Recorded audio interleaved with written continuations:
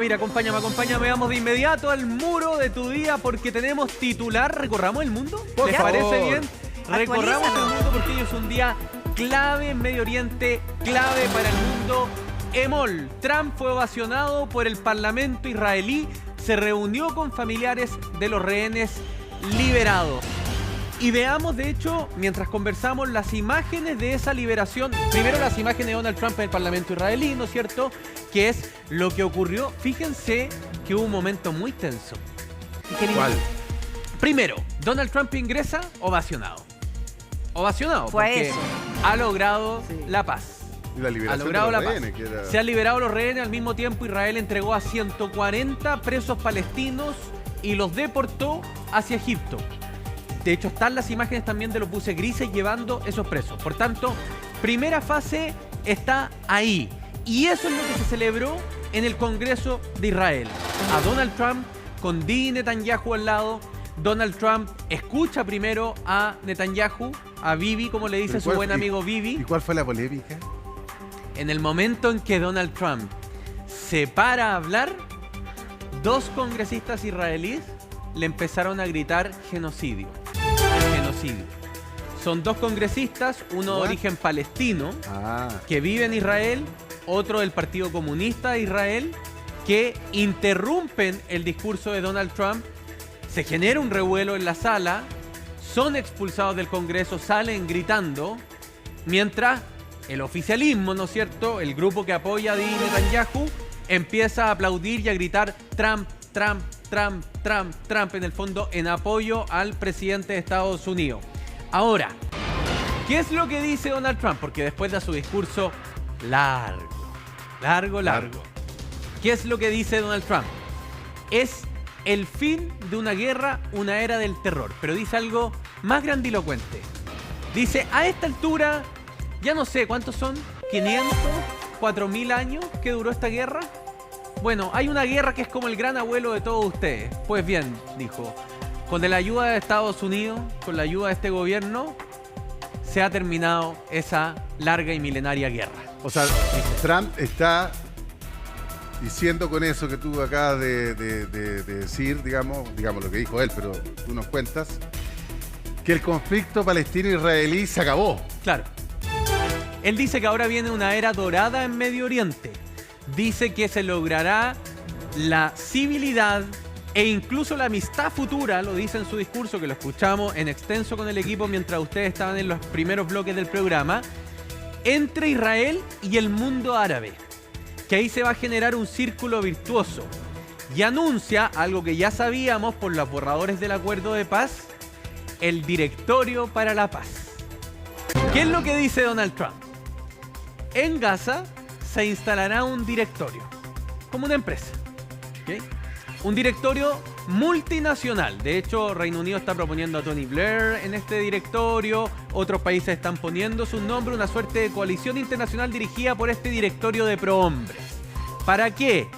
Para ordenar y canalizar las inversiones de empresas privadas y de países árabes, de fondos soberanos de inversiones como el de Arabia, como el de Qatar y todo, que van a invertir dinero en Gaza, ¿ok? Es decir, para reconstruir y para empezar a construir los resorts. Si seamos honestos, y al final aquí lo que se quiere desarrollar es una economía virtuosa en Gaza, donde la gran pregunta es si los 500.000 gazatíes que desde ayer ya han regresado a vivir a Gaza por el alto al fuego van a estar incluidos en ese dinamismo económico que se le quiere dar a esa zona. O sea, deberían estar. Es que es algo que la Casa Blanca no respondió directamente y se le preguntó a él. En algún momento, él dijo que van a estar involucrados. En otro momento no supo responderlo porque le dijeron, si usted construye puro de hoteles 5 estrellas y edificios con departamentos muy, muy caros, ¿dónde van a vivir los gazatíes que tenían una situación más humilde, pero esta era la tierra donde vivían? Tiene que ser con ellos, o sea, no puede reconstruirse Gaza sin los gazatíes, pues haría... ¿Y que de qué forma van a estar incluidos? Porque si los van a incorporar solamente en el proceso de reconstrucción como obreros para todas estas obras, además que uno piensa en el imaginario de Donald Trump, en algún minuto también, muchos se escandalizaron cuando mostraba como si fuera qué sé yo, una Miami Beach. Claro.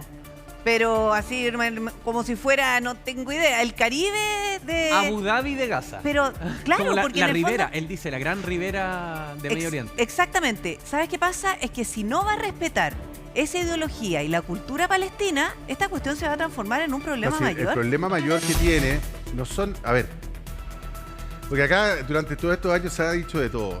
Acá el problema no son los palestinos. No, Acá el problema es jamás. exacto. Porque hay que diferenciar entre. Por ejemplo, tú tienes apellido de ascendencia palestina. Pero jamás te representa. Yihadistas islámicos, fanáticos religiosos que quieren borrar a Israel del mapa porque ese es su fin. La lucha no es contra los palestinos, por lo menos así se ha anunciado y se ha visto. Es contra Hamás. Entonces, el punto acá es qué tanto va a permitir lo que quede de Hamás que esto ocurra. Claro. Bueno, ¿Cómo jamás... se negocia con los líderes de Hamas? ¿Cómo se negocia con fanáticos religiosos? Es que Hamas tiene facciones. El grueso de Hamas ha aceptado la propuesta de paz de Donald Trump que implica desarmarse. Es decir, que Hamas se transforme... Miren, los desarmes de los grupos terroristas los hemos visto en el mundo. Tenemos a las FARC en Colombia como un ejemplo de eso. ¿El Que Estado después de ser- Islámico tiene células todavía? Exacto, que la FARC, por ejemplo, en Colombia, después de ser un grupo terrorista que secuestró, asesinó, mató, torturó y sembró el terror en un país completo, terminó con escaño en el Congreso. O sea, Sí. historias de desarme, Que puede para pasar cualquier algunos, cosa. impresionante, conocemos en la historia de la humanidad. Jamás está dispuesto a ese desarme. Hay facciones que no, hay líderes que durante el fin de semana desconocieron que el acuerdo incluyera el desarme. Entonces esto no va a estar fácil. No. No va a estar fácil. ¿Qué es lo que ocurre y yo estoy súper de acuerdo contigo, Repi, creo que es una reflexión necesaria. En Chile también que este tema genera tantas Sí. pasiones legítimamente. Que uno diga que Israel cometió crímenes de guerra y que hay investigaciones abiertas, ¿no es cierto?, en la Corte Penal Internacional por esos crímenes, no implica que defienda que Hamas es un grupo terrorista o decir que Hamas es quien representa la causa palestina. Lo mismo al revés, ¿no es cierto? Que uno diga que Hamas es un grupo terrorista que cometió un atentado absolutamente repudiable, un tremendo crimen, violación a los derechos humanos, no implica que uno apoye a Benjamín Netanyahu. O sea, esta es una conversación que requiere muchísimos matices. No, podríamos estar muchísimos 7 matices. horas conversando aquí de respecto al Efectivamente. tema. Entonces, lo cierto es que tenemos dos estados, uno reconocido por todo el mundo y el otro reconocido por la mayoría del mundo. Aquí la pregunta es, ¿Gaza va a ser parte de ese nuevo estado palestino que el mundo y ahora las potencias como Francia y Reino Unido han empezado a reconocer? ¿O Gaza va a ser lo que Donald Trump denomina una tierra de paz con este Comité por la Paz multinacional que siempre se va a mantener como un lugar neutro de desarrollo y donde van a tener que convivir palestinos con quien quiera que llegue a esa zona? Perdón, ¿y cómo conviven hoy día? Lo que pasa es que acá hay mucha desinformación respecto a distintos temas. ¿Por qué yo hago el acento en Hamas? Porque Hamas tiene una vocación religiosa, yihadista. Religioso político, ojo, atención, porque esto no es solamente religioso, también es político. Pero Acu- extremista. Pero extremista, digamos, y con una situación de que aquí ellos jamás no negocia con Israel. No. Y quiere hacer desaparecer a Israel. Exacto. Quiere cometer un genocidio. Exacto. También. Efectivamente. Ese es el fin último de Hamas. Entonces no nos confundamos con los palestinos, de bien. La población israelí debe estar por ahí por los 8,5 millones, 9 millones de habitantes, una Más cosa menos. así. El 25% de la población israelí es árabe, de ascendencia palestina. Como este congresista que le gritó Como este hoy día congresista. a Tienen Trump. representación, tienen derecho, desarrollan su vida.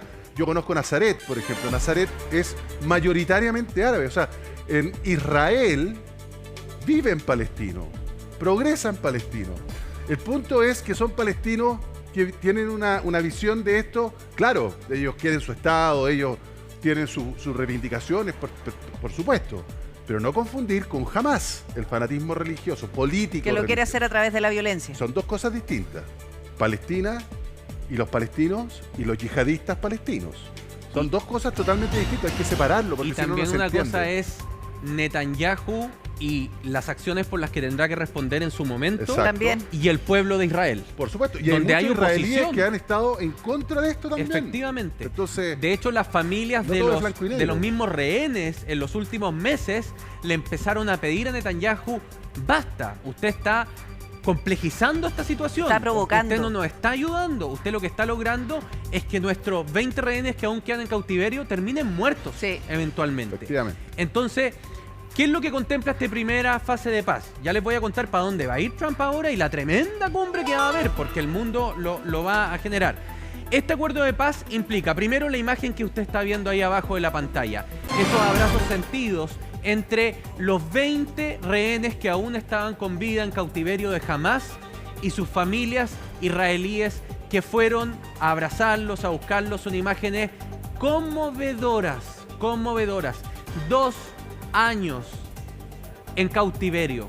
2 años en cautiverio es lo que estuvieron personas que no tuvieron ningún contacto con su familia, con problemas de salud, sin acceso a la comida, sin acceso a ningún tipo de comodidad, muchos de ellos mantenidos en celda. Ocuparon los videos de ellos de manera extorsiva con el gobierno de Israel. Claro. Es decir, aquí hay crímenes, no podemos decir de guerra, porque jamás no es Estado, no es nada. Hay terrorismo puro y duro, y han sido liberados, hoy día se han reencontrado con sus familias.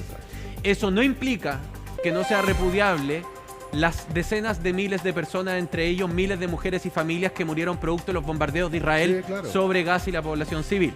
Y lo voy diciendo así para que vean que es un tema que requiere constantes que lo que pasa matices. Es que es muy difícil, porque yo te digo, bueno, ¿quién empezó esta guerra? Hamás. Correcto. ¿Y dónde se escondía Hamás? Entre la población civil gazatí. Exactamente. Entonces tú tenías argumentos que te dicen, bueno, ¿a dónde me paro, digamos? Pero es que además no solo eso, ocupaban también esta infraestructura tan sensible como los hospitales, y cuando se habían bombardeos de hospitales era precisamente porque se perseguían los objetivos que tienen que ver con los líderes de Hamás que se escondían en el hospital. Exacto. De hecho, fíjense que esta primera etapa entonces, ¿qué contempla? Ya veíamos el reencuentro conmovedor de los rehenes. Al mismo tiempo, buses grises entrando a Egipto con deportados palestinos. Ahí están. Que lo estamos viendo, ¿no es cierto? Buses grises entrando a Egipto con deportados palestinos desde Israel a ese estado. Pero en la frontera entre Egipto y la Franja de Gaza se está produciendo, más que un éxodo, un reingreso masivo de gazatíes que estaban básicamente refugiados en el norte de África, ¿no es cierto? Y que están entrando hacia Gaza, por el norte de Gaza, a distintos poblados que todavía quedan con cierto nivel de servicio. Digamos que la última línea de Gaza, ¿no es cierto?, es una línea donde efectivamente se atrincheraron muchos de los servicios del Estado palestino y agencias internacionales, entonces hay una zona que se mantuvo un poco más intacta. Pero de ahí hacia adelante, cuando uno ve las fotos aéreas de Gaza, lo que ve es cemento demolido de manera constante. Son cerros de escombro. Kilómetros cuadrados de escombros. Kilómetros cuadrados de escombro.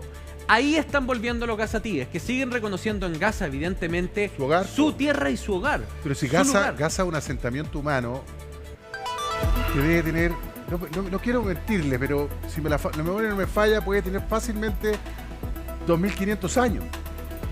Entonces es un lugar que tiene demasiada historia, tradición, y la gente que vive ahí vuelve a sus hogares. En todas las guerras, la gente sale para arrancar los refugiados, ¿no es cierto? Pero una vez que terminan estas guerras, la gente vuelve a reconstruir sus hogares por el apego a la tierra, ¿entiendes? Es muy natural. Que hay un arraigo. Es el arraigo, efectivamente. Y acá hay una cosa que yo encuentro que es bien esperanzadora de todo esto. Porque cuando se habló de estos acuerdos y estas condiciones, muchos pensamos primero si es que jamás iba a aceptar estas condiciones. Lo que queda de Hamás, hay que decirlo, porque han ido eliminando la cúpula tupeo y parejo. Incluido Ismail Haniyeh, digamos, que histórico líder palestino que fue asesinado en Irán, en el departamento de seguridad donde estaba. Bueno, entonces primero eso era difícil, era un momento duro. Después se dijo que sí, jamás había aceptado esto, pero después el tema de la liberación de los rehenes, que es la primera condición para cualquier cosa para los israelíes, el gobierno de Netanyahu, llegó antes de lo esperado, porque se hablaba de que podía ser en 2 semanas, no se sabía cuándo, qué sé yo, y llega, yo te diría, relativamente rápido. La liberación de estos 20 rehenes. De hecho, también había dudas, porque se tenía la incertidumbre si efectivamente estaban con vida esos 20 rehenes que ellos habían de alguna manera ofrecido. El plan de fase 1 implica 48. Lo que pasa es que 28 de ellos están muertos. Claro. Y no están los Recuperar cuerpos. los cuerpos. Jamás ha Claro. dicho que no va a poder cumplir en este día, en el fondo, poder entregar los restos humanos porque Sí. muchos de ellos, y disculpen la crudeza, están enterrados.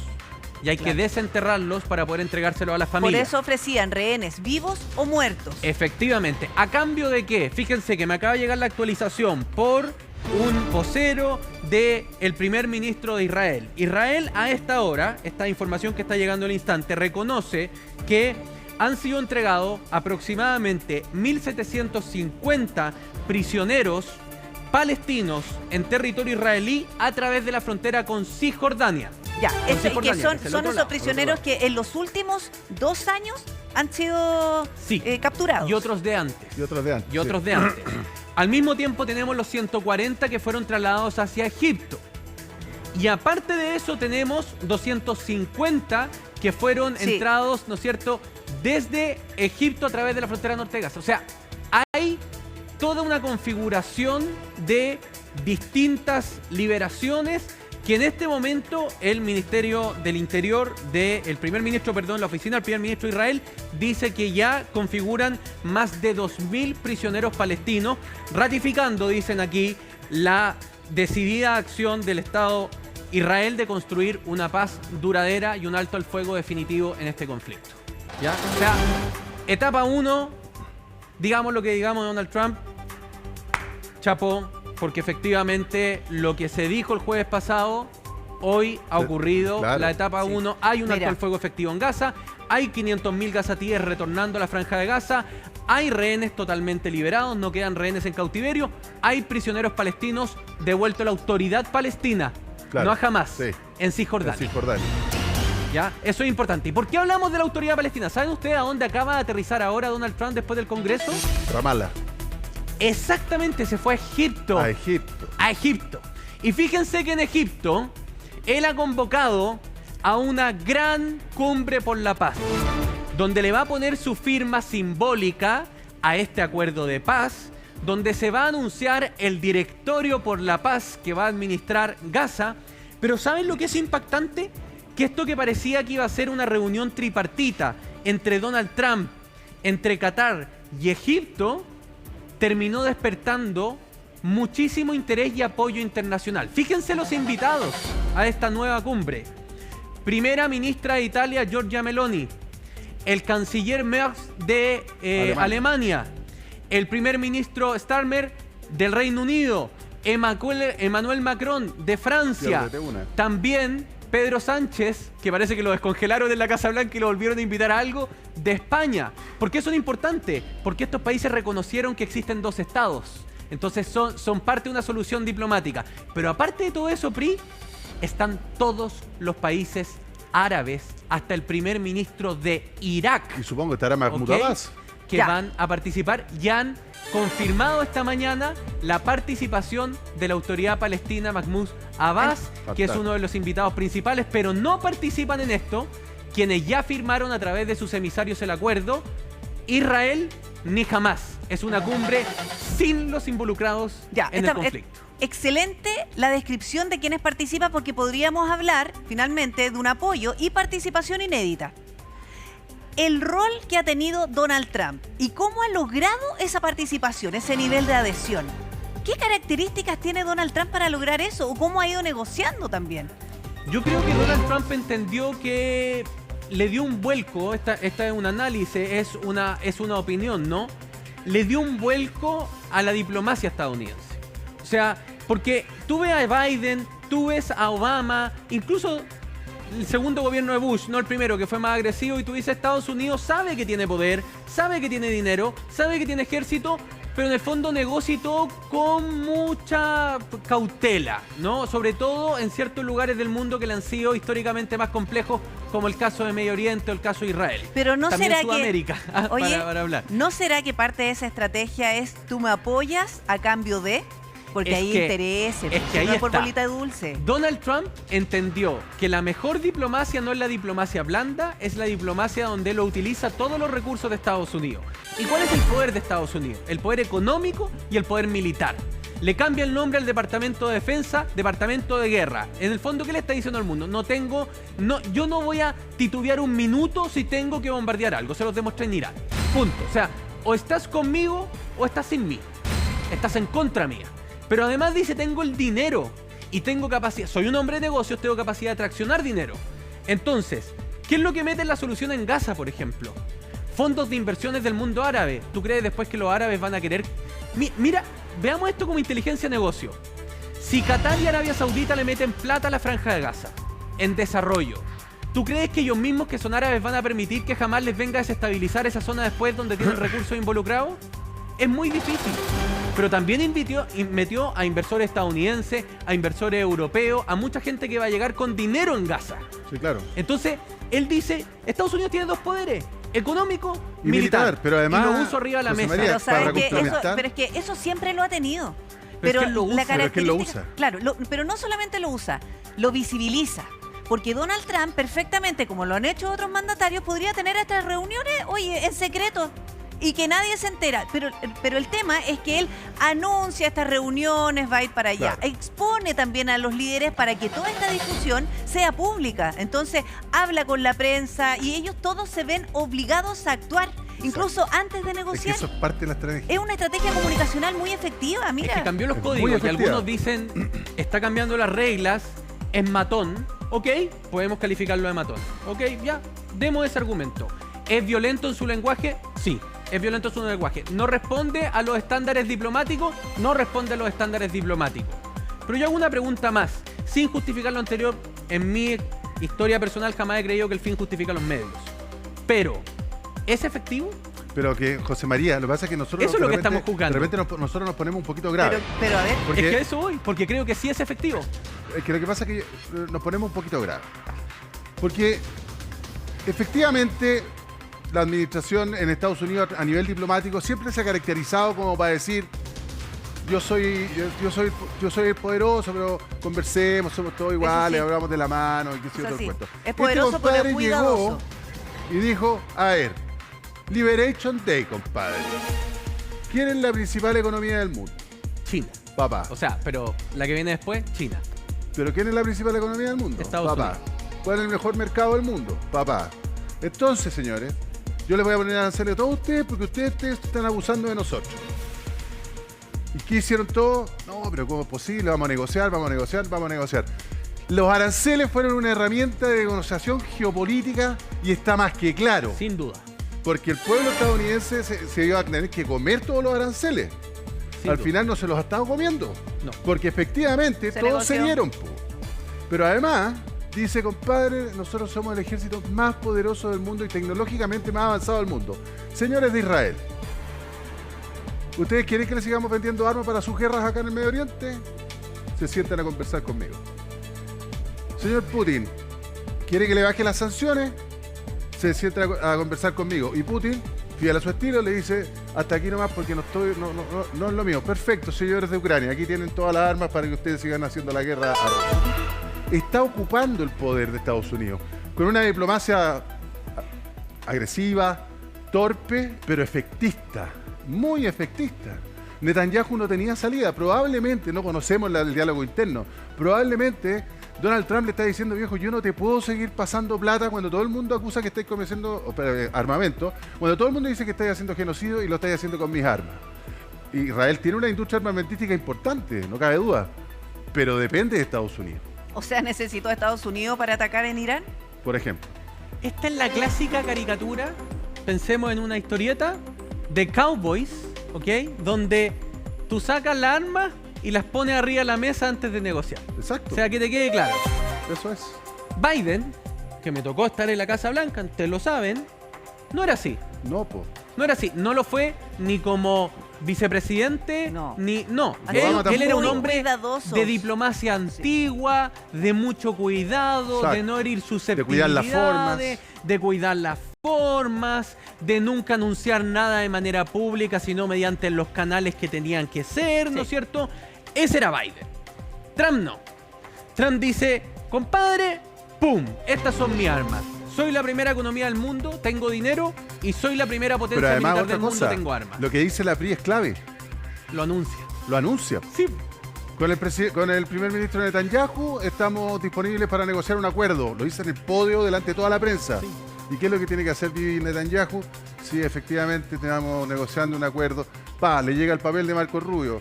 Estamos muy cerca de lograr la paz con el Medio Oriente, así que estamos muy esperanzados. Lo vamos a ir anunciando en la medida porque ya tenemos un plan. ¿Qué le queda a las partes? Es que ¿sabes qué pasa? ¿Hacerle un desaire a Trump? No, para que te ponga porque al aranceles. final la forma de Trump es que incluso, o al menos la sensación que queda, que los líderes se enteran por la prensa. Sí, pues. ¿Y Fíjate. sabes qué pasa? Que Trump lo que está imponiendo es que efectivamente esta nueva forma, o la forma o estilo Trump, como quieran llamarlo, de hacer diplomacia es mucho más efectiva que la diplomacia cuidadosa. Sí, lo que pasa es que tiene peligros también. Tiene peligros. Tiene muchos peligros. Muchos peligros. Pero Y de es que- hecho está demostrado. Esto, o sea, está ocupando el tema de aranceles y la diplomacia para beneficiar a su amigo Jair Bolsonaro en Brasil. Pues. Y ojo, Eso ya un Claro. poquito... Ya, como sí, que- porque recordemos que él le ha puesto Hay un abuso. aranceles a Brasil por el fallo de la Corte Suprema de Brasil que encontró, ¿no es cierto?, a Jair Bolsonaro responsable de haber Claro. intentado atentar contra la democracia y de intento de Eso es un magnicidio abuso contra de Lula poder. da Silva. O sea, se está metiendo en Claro. un poder de otro estado con Sí. los aranceles, por eso que es un terreno difícil y complejo de poder entender. Sin embargo, yo estoy con la PRI en el sentido de que en ciertas materias resulta ser mucho más efectivo de aquello que el mundo reconocía como bueno, normal, establecido y canales y conductos regulares. Con tanto Parece cuidado. ser más rápido y más efectivo, ¿no es cierto? Ahora, fíjense que yo tengo una teoría. La quiero compartir con ustedes y con usted en la casa. Yo cada día me convenzo más que el objetivo de Donald Trump de bombardear la central nuclear iraní nunca fue destruir el enriquecimiento de uranio de Irán, que se sabe no existía mucho. Con la misma información que ha ido después filtrándose desde el Congreso de Estados Unidos. Fue demostrarle a Hamas y a los grupos terroristas árabes que no le iba a temblar la mano en poner bombas en territorio medio oriente. Porque hasta Eso hace es. un año atrás, perdóname, Irán era intocable. Intocable. Intocable. Yo cada vez siento más que esa Es acción una señal. fue una Exacto. señal Sí. para demostrarle al mundo árabe, a mí Sí. no me va a temblar la mano si yo tengo que tirar bombas en Oriente Medio, Sí. yo lo voy a hacer. Eso es. Y a todos les llegó el mensaje. Le Israel. llegó a Hezbollah Israel atacó a la cúpula de Hamas en Qatar, En Qatar. Doha. en Qatar, que es aliado estratégico de Estados Unidos. Y de hecho tuvo que salir Donald Trump a decirle a Israel, no. No Con calles Qatar no puta. se meta, pues sí, el que está negociando aquí es... El intermediario de Trump y de los emisarios de Trump ha sido Qatar. Por el lado de Hamas ha sido Egipto. Esos son los facilitadores de esta conversación. Entonces, ojo, yo creo que ese bombardeo que nosotros aquí lo cubrimos en extenso, ¿no es cierto?, durante semanas y fuimos explicando lo que estaba en juego, tenía un segundo efecto que en ese momento no vimos. Y probablemente era lo estamos viendo ahora. El mensaje a Hamas, a Hezbollah, Sí. a cualquier grupo terrorista armado en el mundo árabe y en Oriente Medio, de que a él no le iba a temblar la mano romper Mira. con los códigos que Estados Unidos tenía establecidos hace 30 Mira, o 40 yo creo años, que era que no te metías en esa Nunca zona. nadie ha dudado del poder que tiene, del poder de fuego que tiene Estados Unidos. O de cómo a través de la diplomacia también puede conseguir cosas. El tema es que se ha atrevido a usarlo. Ese es el punto. Y entonces se cruzó esa línea y por eso probablemente tiene tanto apoyo. Pero es que ¿sabes lo que pasa? Mira, yo cuando uno escucha la frase de Donald Trump que ahora cambió Medio Oriente, ahora Medio Oriente va a ser un lugar de paz, tú decís, pucha, qué ingenuo. Van 2000 años de conflicto, ¿cómo le explico que Lo va a solucionar él con una firma. Ahora, pero fíjense, espérate, solamente para apuntalar algo. No es tan descabellado. No te digo que vayan a desaparecer ni Hezbollah, ni Hamas, ni la yihad islámica, y que Irán ahora resulta que son todos, los ayatolás, ya no haya todas las cosas malas, sino que haya todas las cosas buenas. Claro. ¿no? Entonces, lo que te quiero decir es que sí puede ser, porque esta guerra en Gaza desató una serie de otras cosas. Recordemos que, porque aquí todo el mundo... ya lo digo después de la tanda. Vamos a la tanda y después porque tengo una y yo te voy hipótesis. a una decir si hipótesis, lo pueden una nominar hipótesis. o si podría ganar el premio Nobel de la Paz en Ah, bueno, 2026. me gusta. Pero la ingenuidad de Donald Trump a propósito de decir que esto podría ser el fin del conflicto en Medio Oriente Y tiene cierto, ya yo dije, pucha, que ingenuo Donald Trump, ¿no es cierto? Porque esto viene desde el reino de Judea con los filisteos, digamos, por ahí. Pero no deja de tener un punto porque el escenario hoy día es muy distinto. Sí. El escenario es un Irán completamente disminuido, con un Hamas prácticamente descabezado y disminuidísimo, con un Hezbollah que después del ataque con los Vipers quedó prácticamente, nunca más supimos de Hezbollah mandando cohetes ni nada por el estilo. Entonces ya tenía esos tres elementos, o sea, Irán y sus proxies, súper disminuidos. Los hutíes de Yemen tampoco tienen mucho que decir, están muy lejos y tampoco tienen la fuerza como para... Es cosa que también se intervenga ahí, y algo se ha intervenido. Es que se allanó el camino durante un tiempo para ver disminuidos esos enemigos. Y están los pactos de Abraham pendientes. Entonces, efectivamente puede haber una normalización de las relaciones diplomáticas del Estado de Israel con el mundo árabe, con la Liga Árabe. Y además, los grupos terroristas desarticulados, a su mínima expresión. Es que si no es ahora, ¿cuándo? Entonces, efectivamente, el trabajo chico que, o sea, no chico, digo chico entre comillas, me refiero a la vanguardia que significó los ataques israelíes y todas estas cosas, más la espalda que hoy día le está entregando Estados Unidos, efectivamente puede haber un ambiente distinto de aquí en más. No digo que vaya a ser una taza de leche, digamos, porque igual en Siria están, digamos, grupos yihadistas intentando gobernar ese país, pero no deja de ser también un momento bastante anómalo, por lo menos en las últimas 2 décadas. Es que lo nuevo es que además mete dinero árabe en la zona en conflicto. Y eso genera un compromiso adicional del mundo árabe. O sea, si va a haber plata de Qatar, de Arabia Saudita, de los Emiratos, puesto en Gaza, en inversión, en reconstrucción, son los mismos árabes los que el día de mañana van a estar obligados a frenar a los extremistas de su propio mundo. Bueno, ya vimos cosas raras, porque fíjate, en la guerra del Golfo, ustedes se acordarán que Saddam Hussein enviaba cohetes hacia Israel. ¿Para qué? Para que Israel reaccionara, cosa que el mundo árabe, porque cuando Israel tocaba a un árabe, saltaban todos los demás, históricamente. Claro. ¿Cierto? Ahora no, pues. No. Lo están saltando. No, pues. Es que cambió. Y esa es la razón por la que en la Casa Blanca... Porque ustedes saben cuándo se vuelven a abrir las nominaciones para el Nobel. Ya están abiertas. No te puedo creer. Están abiertas ¿Nobel para el 2026? Nobel 2026. Y en la Casa Blanca hay varios que se frotan las manos, dicen, ok, no nos dieron bola el viernes pasado, no nos dieron el premio. Bien, a ver si ahora, después de lo que han visto hoy día y después de la Cumbre por la Paz, que tiene un tremendo listado de asistentes, entre ellos, por ejemplo, presidente de la Liga Árabe, o sea, está todo el mundo árabe y todo el mundo occidental ahí.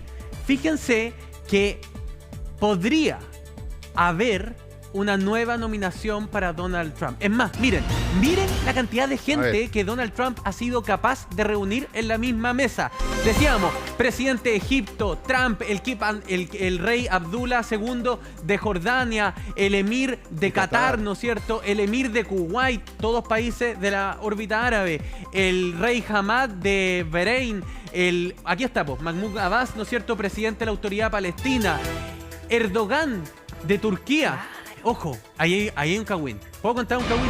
Le cuento el cagüín. Hoy día Donald Trump invitó a Bibi a que fuera. Le dijo, ya vamos a Egipto. Netanyahu, anda conmigo a Egipto. Dicen que Turquía tenía volando a Erdogan rumbo a Egipto. Y el avión empezó a dar vueltas en círculo esperando que Israel confirmara que no aceptaba la invitación de Trump. Y salió rápidamente el vocero de Netanyahu a decir, agradecemos la invitación, pero por temas de agenda, Netanyahu no puede asistir a Egipto. Y el avión de Erdogan siguió rumbo a Egipto y aterrizó. Mira, presidente de Indonesia. Exacto. Indonesia es el país que tiene más musulmanes en el mundo. O sea, por eso es importante. Presidente de Azerbaiyán. Pero ¿quiere saber quiénes son el resto de los líderes que van a ir? Lo que vamos a ver mañana. Pausa y estamos de vuelta. Sigue las novedades. Estamos revisando imágenes en vivo ya de esta cumbre, ¿no? Exactamente. Comienza la Cumbre por la Paz. Es imagen en vivo. Donald Trump como gran anfitrión recibiendo uno a uno a los jefes de Estado que a esta hora se están dando cita en Egipto. ¿Qué es lo que va a ocurrir esta tarde? Ya estamos en horario de cena. Esta es una cena protocolar, Ya. el saludo, han llegado los líderes europeos y el mundo árabe. ¿Cuál es el concepto con el que quiero dejarlos hoy día? Mañana vamos a seguir hablando de esto. ¿No sienten ustedes que Donald Trump reemplazó la ONU? O es decir, creó su propio organismo multilateral Sí, claro. para Está darle invitado solución. en todo caso. Está invitado el Antonio secretario general Guterres. y de hecho ha hecho guiño y ha dicho, volvió a entrar la ayuda humanitaria sin problema a Gaza, por ejemplo, dijo ayer. Pero aquí no está el secretario general de la ONU recibiendo claro. las manos. Acá quien está liderando, quien creó su propio directorio para la paz, quien convocó a todos estos países, Mira. es Donald Trump. Claro. Es su propia estructura la que se va a hacer cargo de Gaza, no la ONU. Y eso habla también de cuál es entonces la percepción que tiene Donald Trump respecto a la ONU, que ya la supimos cuando habló en el podio, ¿no es cierto?, por cerca de una hora y les dijo todo lo que pensaba de la organización. Pero es una imagen histórica. Lo que estamos viendo hasta ahora es sin duda una imagen histórica. La historia juzgará cuán efectivo va a terminar siendo esta promesa de paz duradera en Medio Oriente, pero ver al mundo occidental y al mundo árabe, a todas esas autoridades convocándose, liderados por el presidente de Estados Unidos, es sin duda alguna algo que va a quedar en los libros de la Claro. historia. Y este directorio pretenderá ser una especie de plan Marshall para Gaza, digamos. Exactamente. Pero, muy importante, con inversión privada. Por supuesto.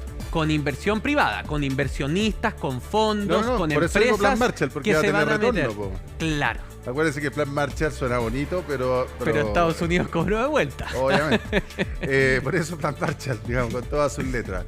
Paz 2025. Donald Trump ahí recibiendo, como bien dice José María, haciéndolas de presidente de la ONU, secretario general de la ONU, pero digamos, Claro. presidiendo su propia cumbre en el Cairo, fíjate. Recibiendo En uno a uno de los Sí, líderes. oye, van a seguir varias reacciones, vamos a estar muy pendientes de lo que ocurra. Estas son imágenes en vivo.